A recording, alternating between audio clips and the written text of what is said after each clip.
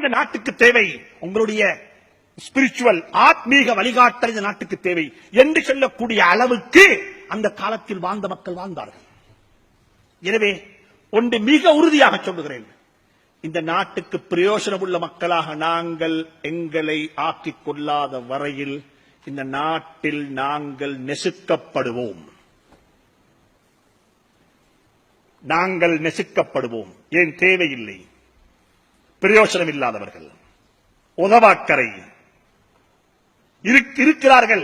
வளங்களை சாப்பிட்டு விட்டு அப்படியே முடித்து விடுவார்கள், வளங்களை அனுபவித்து விட்டு முடித்து விடுவார்கள். இது நான் சும்மா சொல்ல இல்லை உங்களுக்கா, இது ஒன்று நான் நீங்க நினைக்க வேண்டாம் இதெல்லாம் இவருக்கு கொட்டது சொல்றார் என்று சொல்லி. இது ஒரு ரிசர்ச் டாக்குமெண்ட். இது அட்டுல் கமா இன்சிடென்ட் நடந்ததுக்கு பிறகு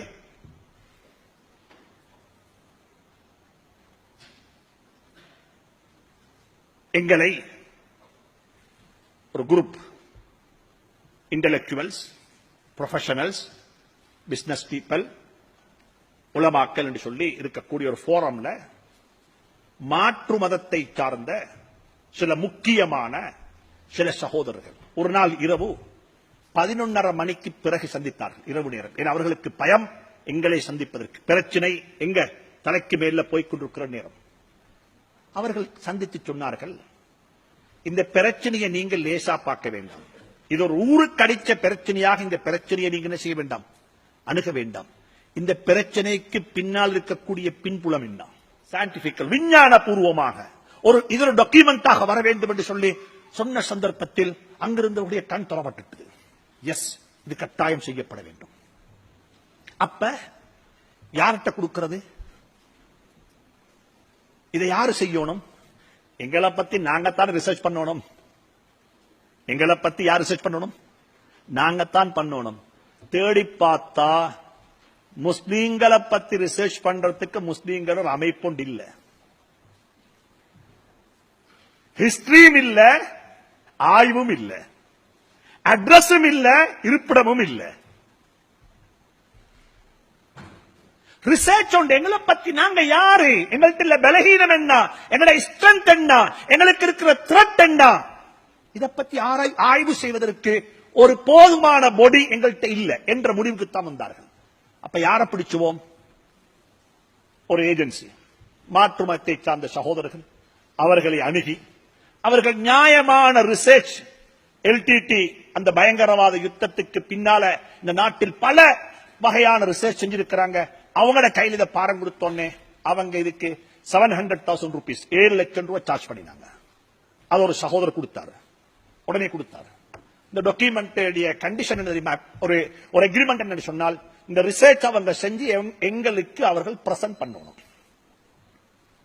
ஒரு 100 பேர் கொண்ட ஒரு சபையில இந்த டாக்குமெண்ட் என்ன செய்யணும், பிரசன்ட் பண்ணணும். சரி, டன். டேட் டைம் எல்லாம் வச்சாச்சு. இத்தனாம் தேதிக்கு முந்தி இது செஞ்சிருப்போம். பெரிய ஒரு டாஸ்க். யாழ்ப்பாணத்திலிருந்து ஹம்பந்தட்ட வரைக்கும் இடப்பட்ட பிரதேசங்கள்ல இவர்கள் டிராவல் பண்ணி ஒவ்வொருத்த ஒப்பீனியன் எடுக்கணும். ஆய்வு என்று சொன்னா வெறுமனே புத்தகத்தை பார்த்து ஆய்வு செய்ய முடியாது. இந்த ஆய்வு ஒரு ஃபீல்ட் விசிட்டாகத்தான் அமையும். அப்படின்னு சொல்லி அவர்கள் இந்த ஆய்வெல்லாம் செஞ்சு முடிச்சிட்டு வந்து எங்களை சந்தித்தார்கள். சந்தித்த நேரத்தில் இவங்க ஒரு கொஞ்சம் இவங்களுடைய பேச்சில சின்ன ஒரு மாத்தம். என்ன மாத்தம் தெரியுமா? டாக்குமெண்ட் தாரோம் பிரசன்ட் பண்ணேதான். டாக்குமெண்ட் தாரோம் என்ன செய்ய முடியாது. அப்ப இல்ல நீங்க பிரசன்ட் பண்ணணும், இல்ல பிரசன்ட் பண்ணேன் எங்களுக்கு, நீங்க பாத்துக்கோங்க. நாங்க உங்களுக்கு இதை டாக்குமெண்ட் ஆகத்தாரோம், பிரசன்டேஷன் ஆகத்தாரோம். எங்கள்கிட்ட மக்கள் தந்த 248 பேர் தந்த வாய்ஸ் கட் எங்கள்கிட்ட இருக்கு, அதைத்தாரோம். இதெல்லாம் போட்டு பாத்துக்கோங்க, இது எங்களுக்கு பிரசன்ட் பண்ணு. அப்ப நாங்க துருவி துருவி கேட்டு சொன்னோம், இல்ல பிரசன்ட் பண்ணலாம், இல்ல மக்கள் சொன்ன கருத்துக்களை எல்லாம் உங்களோட முகத்தை பார்த்து எங்களுக்கு சொல்லலாம்.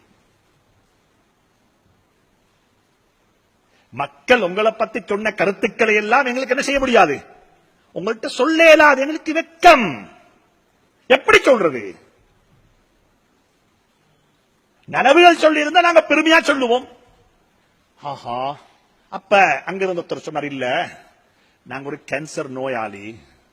டாக்டர் வந்து நோயாளியை பார்த்து, என்ன உனக்கு கேன்சர் என்றா அழுக வரத்தான் செய்யும், அதுக்காக வேண்டி உனக்கு தலைவலின்னு வைத்தியம் செய்ய இயலாது. என்ன சொல்லணும்? கேன்சர் என்று சொல்லித்தான் நீ சொல்லுவாப்பான்னு சொல்லி அவரை நிர்பந்தித்துக்கு பிறகு கதிர்காமர் இன்ஸ்டிடியூஷன்ல அந்த இன்ஸ்டிடியூட்ல ஒரு 100 பேர் கொண்ட ஒரு சபையில பிரசன்டேஷன் ஆரம்பிச்சாங்க.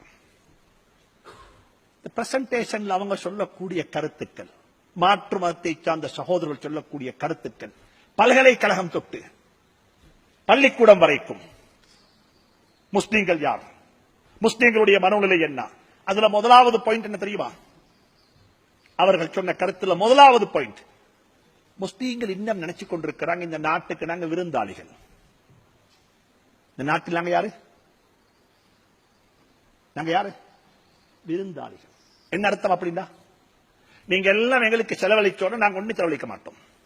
எங்களுக்கு எல்லா ரைட்ஸும் இருக்குது, எங்களுக்கு எல்லாம் நீங்க தரோம், நாங்க பில் கட்ட மாட்டோம். விருந்தாளிகளாக வாங்கிட்டு போறோம்.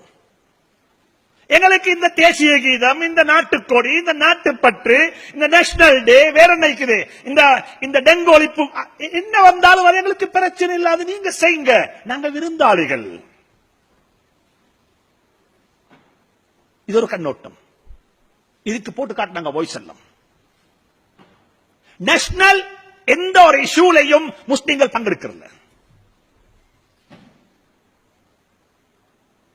முஸ்லிம்களுடைய பங்களிப்பு ரொம்ப குறைவாக இருக்கும். ஒன்று. இரண்டாவது சொல்றாங்க, சுப்ஹானல்லாஹ், மக்களுடைய அப்சர்வேஷன், மக்களுடைய பார்வை. இரண்டாவது சொல்றாங்க, சுயநலவாதிகள். தண்ட வேலையை எப்படி சாதிச்சுக் கொள்ளணும் என்றது நல்லா தெரியும். கியூல நிக்க மாட்டாங்க. எங்க நிக்க மாட்டாங்க? கியூல நிக்க மாட்டாங்க. தண்ட சமூகம் என்று வந்தா அரவணைத்துக் கொள்வார்கள். அப்படி சொல்லி போட்டு ஒரு டாக்டர் ஒருத்தர் கொடுத்த ஒரு சிசிடி கேமரால கொடுத்த ஒரு பிலிமை போட்டு காட்டினாங்க. என்ன மன்னிச்சு சொல்றதுக்கு, ஒரு சகோதரி உட்கார்ந்து இருக்கிறா ஒரு ஹாஸ்பிட்டல் ஓபிடியில ஒரு டெஸ்க்ல. அவ கொஞ்சம் காலை விரிச்சு போட்டு உட்கார்ந்து இருக்கிற. இங்களையும் 2 இன்ச்சு இருக்குது, இங்களே 2 இன்ச்சு இருக்குது. அவ உட்கார்ந்து இருக்கிற 8 இன்ச்சில. அப்ப கொஞ்சம் இங்குத்தானே இந்த வாழ்க்கை சரி. அவ உட்கார்ந்து கொண்டு முன்னுக்கு மக்கள் நிக்கிறாங்க. இவ பாக்குறா இல்ல, இவ கீழே தான் பார்த்து கொண்டிருக்கா. இப்படி கீழுக்கு பார்த்து கொண்டு இருக்கிறா. அப்ப எத்தனையோ பேர் கையில புள்ளைய வச்சுக்கொண்டு கையில சுமந்து கொண்டு அப்படி சும்மா நிக்கிறாங்க. எல்லாரும் நீங்க பாக்குறாங்க, யாரும் கேட்கறாங்க. இவவும் நல்லா விரிச்சு உட்கார்ந்து இருக்கிற. இங்களை கொஞ்சம் இங்க கொஞ்சம் இடம் இருக்குது. அப்படி இருக்கக்குள்ள இன்னும் ஒரு அபாயா போட்ட பொம்புல வந்தா. அவ கூப்பிட்டு இங்கிட்டாவி யாரு கடத்த கொடுத்தா? இந்த டாக்டர் இதை துண்டெடுத்து யாரை கொடுத்தீங்க? இதுதான் இந்த சமூகம். இதுதான் இந்த சமூகம். எங்களை இப்படி எல்லாம் அப்சர்வ் பண்றாங்க.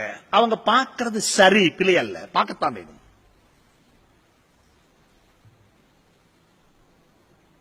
நாங்க சமூகத்துக்கு என்ன செஞ்சிருக்கிறோம்? தயவு செஞ்சு சொல்றேன், அன்பு சகோதர சகோதரிகளே, இந்த நாடு உங்களுக்கு என்ன செலவழிக்கிறதோ, செலவழித்துக் கொண்டிருக்கிறதோ, அதை இந்த நாட்டுக்கு திருப்பி கொடுத்து விட்டு முத்தாகுங்கள்.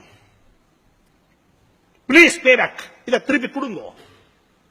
எங்கட மனசாட்சி ஒன்றுக்கு நாங்க சொல்லணும், எஸ், நீங்க என்ன உருவாக்கினீங்க, நான் இந்த நாட்டுக்கு அட் வேல்யூ பண்ணிருக்கிறேன், என்னுடைய சேவையினால் இந்த நாடு வளர்ந்திருக்கிறது, என்னுடைய சேவையினால் இந்த நாட்டுக்கு சேவை செய்யப்பட்டிருக்கிறது, என்னுடைய சேவையினால் இந்த நாடு உயர்வு கண்டிருக்கிறது என்ற நிலைக்கு எங்களுடைய மனம் திருப்தி அடைய வேண்டும். நான் எல்லாருக்கும் சொல்றேன், பிளீஸ். நாங்க செல்வந்தர்களுக்கு சொல்றோம், நீங்க சம்பாதிக்கிறதுல ஜகாத்து மட்டுமல்ல கொடுக்கணும். ஜகாத்து 2.5%. அது குறிப்பிட்ட இடத்துல கொடுக்கணும், குறிப்பிட்ட பணத்துல கொடுக்கணும், குறிப்பிட்ட ஆட்களுக்கு கொடுக்கணும். இடமும் குறிப்பிடப்பட்டிருக்குது. கொழும்புல உள்ள ஜகாத் எங்க கொடுக்கணும்? கொழும்புல. கண்டி ஜகாத்து கண்டியில, யாழ்ப்பாணத்துடைய ஜகாத்து யாழ்ப்பாணத்துல, குறிப்பிட்ட இடத்துல குறிப்பிட்ட பணத்துல, எல்லா பணத்திலையும் அல்ல. காணி, பூமி, வீடு, வாசல், வேற என்ன வாகனம், கையில் உள்ள ஜுவல்லரி, இதுக்கெல்லாம் ஜகாத் இல்ல. ஜகாத்ன்றது குறிப்பிட்ட பணத்துக்கு, குறிப்பிட்ட இடத்தில், குறிப்பிட்ட பணத்தில், குறிப்பிட்ட சில நபர்களுக்கு கொடுக்கப்படக்கூடியதுதான் என்ன? ஜகாத். ஜகாத்தை கொண்டு மட்டுமல்ல, நாங்க யாருக்கு சொல்றோம்? உங்களுக்கும் சொல்லுகிறோம், உங்களுக்கும் சொல்லுகிறோம். கொடுக்கிறன்றது பணக்காரர் மட்டுமல்ல, ஏழையும் கொடுக்கணும், ஏழையும் கொடுக்கணும். கொடுப்போம், இருக்கிறதை கொடுப்போம், வளர்ப்போம், அல்லாஹ் வளர்ப்பான். எனவே இந்த நிலை தான் சமூகத்தில் வர வேண்டும். இந்த மாற்றம் சமூகத்தில் வரும் என்றிருந்தால் சமூகம் இன்ஷா அல்லாஹ் வளர்ந்து மேல வந்துடும். நான் அசருக்கு மகரிபுக்கு முன்னால் நடந்த ஒரு கூட்டத்தில் சொன்னேன், ஒரு சமூகத்துடைய மேம்பாட்டுக்கு மூணு பேருடைய பங்களிப்பு இருக்குது, 3 வகுப்பாருடைய பங்களிப்பு இருக்குது.